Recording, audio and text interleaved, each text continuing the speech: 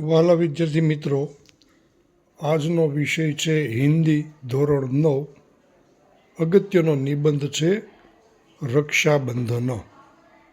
रक्षाबंधन के महत्वपूर्ण मुद्दे, परिचय, त्योहार के बारे में प्रचलित मान्यताएं, त्योहार का वर्णन, वर्तमान रूप और त्योहार का महत्व।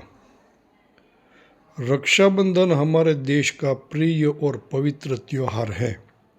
यह हर साल सावन महीने की पूर्णिमा को मनाया जाता है। रक्षाबंधन का त्योहार भाई बहन के पवित्र प्रेम का प्रतीक है। राखी के धागे हमारे मन में स्नेह और आत्मीयता जगाते हैं। इस त्योहार के बारे में कई पौराणिक कथाएं प्रचलित हैं। एक कथा के अनुसार देवराज इंद्र की पत्नी शची ने इसी दिन सभी देवताओं को रक्षा सूत्र बांधा था। इस एकता के बल पर देवताओं ने असुरों पर विजय पाई थी। एक अन्य कथा के अनुसार श्रावणी पूर्णिमा के दिन ऋषि मुनि अपनी साधना की पूर्णाहुति करते थे। इस अवसर पर वे राजाओं की कलाई में राखी बांधकर उन्हें आशीर्वाद देते थे।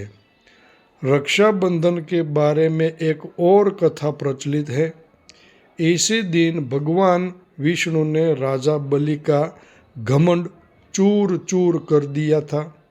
इसलिए गुजरात में रक्षाबंधन के पर्व को बलेव कहते हैं। महाराष्ट्र में यह पर्व नारियल पूर्णिमा के रूप में मनाया जाता है। रक्षाबंधन के अवसर पर भाई बहन का स्नेह निखर उठता है। इस दिन बहन अपने भाई की कलाई पर राखी बांधती हैं। वह अपने भाई के लिए मंगल कामना करती हैं। भाई प्यार से बहन को उपहार देता है।